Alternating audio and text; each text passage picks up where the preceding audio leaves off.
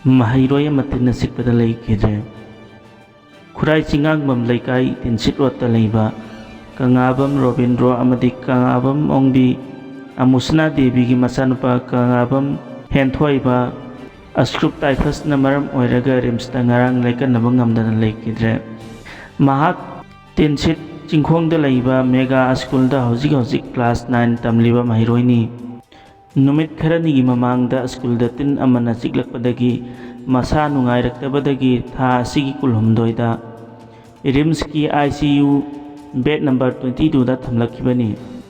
Mangonda chiklakibatil aduna multi organ sing haibadi lungs, liver, kidney amadi heart ta ka hena sokchilhalambadagi multi organ failure oirakpadagi laikannaba ngamdana leikidabani. Medical technology ni yamna advance oiraba matam asida asigumba tilna chiklaga ascrup typhus na aduna mairoi amagi punsi kanba ngamkidaba asi yamna laibak thibani. Matungda amuk hanna asigumba laibak thiba asi ana thoktanaba leingak health services ki authority singna school ki authority singa darkar oiba lokhatpam thokpa thabak sing lokhat aningi.